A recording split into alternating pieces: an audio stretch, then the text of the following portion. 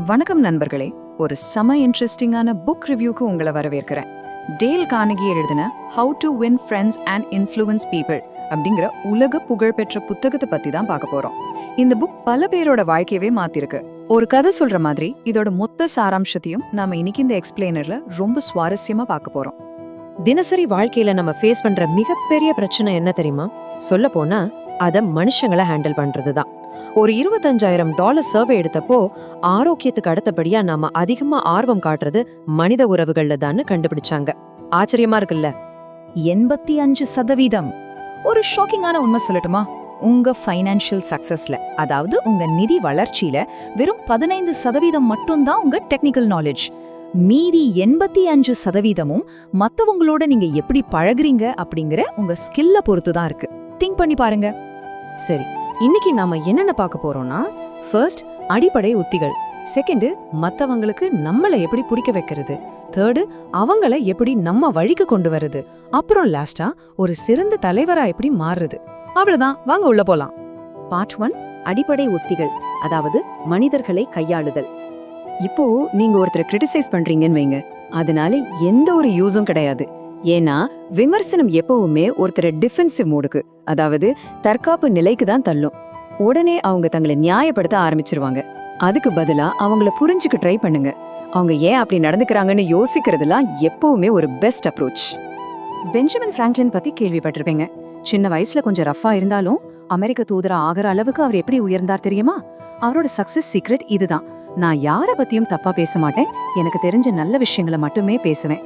இதை நாம கண்டிப்பா நோட் பண்ணணும். ஏன்னா நாம பழகிறது ஒன்னும் லாஜிக் மெஷின்ஸ் கூட இல்ல, இமோஷன்ஸ் நிறைஞ்ச மனுஷங்க கூட. இந்த ஒரு இன்ட்ரெஸ்டிங்கான ஸ்டோரியை கேளுங்களேன்.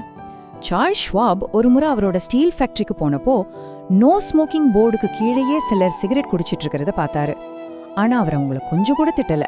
மாறா நேரா போய் அவங்க ஒவ்வொருத்தருக்கும் ஒரு சுருட்டை கொடுத்து, நண்பர்களே, இதை நீங்க வெளியே போய் குடிச்சா எனக்கு ரொம்ப சந்தோஷமா இருக்கும்னு சொன்னாரு. எப்படி இருக்கு பாத்தீங்களா?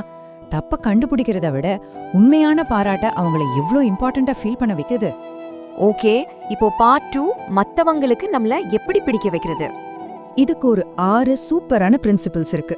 1, மத்தவங்க மேல உண்மையான அக்கறை காட்டுறது. 2, ஸ்மைல் பண்றது. 3, பேர்களை ஞாபகம் வச்சுக்கிறது.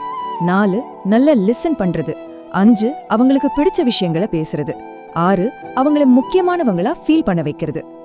உலகத்திலே ரொம்ப ஈஸியா நண்பர்களை உருவாக்குறது யாரு தெரியுமா? ஒரு வாலாற்ற நாய்க்குட்டி தான். 10 அடி தூரத்துல உங்களை பார்த்த உடனே எந்த ஒரு உள்நோக்கமும் இல்லாம, எந்த எதிர்பார்ப்பும் இல்லாம அப்படியே பாசமா வாலாட்ட ஆரம்பிச்சிரும்.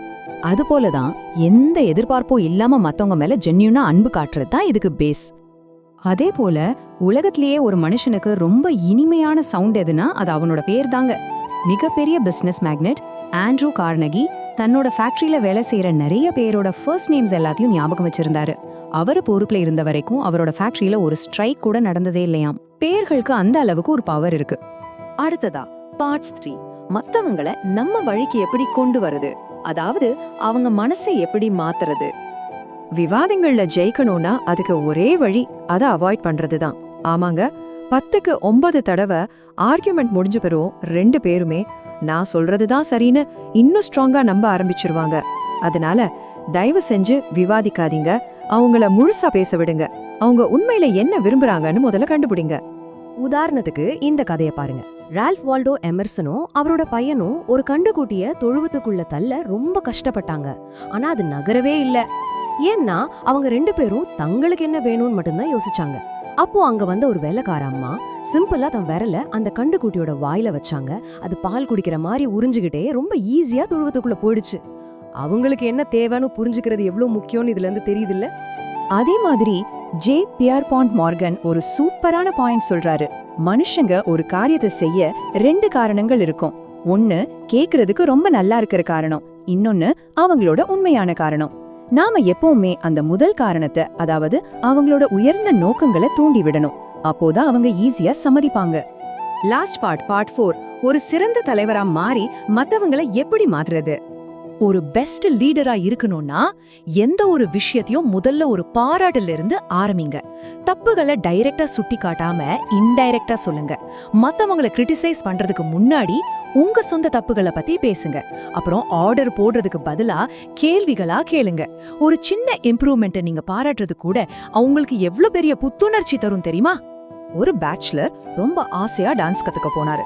ஃபர்ஸ்ட் டீச்சர், உனக்கு ஆடவே தெரியலப்பான்னு டைரக்டா மூஞ்சில அடிச்ச மாதிரி சொல்லிட்டாங்க. அவ்வளவுதான், அவருக்கு டான்ஸ் மேல இருந்த இன்ட்ரெஸ்டே போயிடுச்சு. ஆனா ரெண்டாவது டீச்சர் என்ன பண்ணாங்க தெரியுமா? அவரோட நேச்சுரலான ரிதம பாராட்டி உங்க குறைகளை ரொம்ப ஈஸியா சரி பண்ணிடலான்னு ஒரு ஹோப் கொடுத்தாங்க. அந்த ஒரு என்கரேஜ்மெண்ட் தான் அவரை ஒரு சூப்பரான டான்ஸரா மாத்துச்சு. நம்ம வைக்கிற நம்பிக்கை ஒருத்தரை எப்படி மாத்தும்னு பாருங்களேன். ஒரு 4th ஸ்டாண்டர்ட் டீச்சர் அந்த கிளாஸ்லயே ரொம்ப குறும்பு பண்ற டாமிங்கிற பையனை கூப்பிட்டு, டாமி, நீ நேச்சுரலாவே ஒரு நல்ல லீடர். இந்த வருஷம் நம்ம கிளாஸ சூப்பரா கொண்டு போக நீ தான் எனக்கு ஹெல்ப் பண்ணணும்னு சொன்னாங்க. அவ்வளவுதான், அந்த ஒரு நல்ல பேரை காப்பாத்துறதுக்காகவே அவன் ஒரு பெஸ்ட் ஸ்டூடெண்டா மாறிட்டான். சரி, இப்போ உங்ககிட்ட ஒரு கேள்வி கேட்கட்டுமா? இன்னைக்கு நாம எவ்ளோ தத்துவங்கள் பார்த்திருக்கோம். இதுல நாளைக்கு உங்க வாழ்க்கையில எந்த ஒரு விஷயத்தை நீங்க ஃபாலோ பண்ண போறீங்க? மத்தவங்களை அப்ரிஷியேட் பண்ண போறீங்களா, இல்ல அவங்க இடத்துல இருந்து யோசிக்க போறீங்களா? இது சும்மா ஒரு இன்ஃபர்மேஷன் கிடையாதுங்க, இது ஒரு புது லைஃப் ஸ்டைல். கண்டிப்பா நீங்க எந்த பழக்கத்தை பிராக்டிஸ் பண்ண போறீங்கன்னு கீழே கமெண்ட் பண்ணுங்க. நாங்க தெரிஞ்சுக்க ஆவலா இருக்கோம். அப்புறம் இந்த மாதிரி நிறைய சூப்பரான புக் ரிவ்யூஸ் அண்ட் எக்ஸ்பிளைனர்ஸை பார்க்க மறக்காம நம்ம சேனலுக்கு சப்ஸ்கிரைப் பண்ணிடுங்க. உங்களை இன்னொரு அசத்தலான எக்ஸ்பிளைனர்ல சந்திக்கிறேன். பாய்.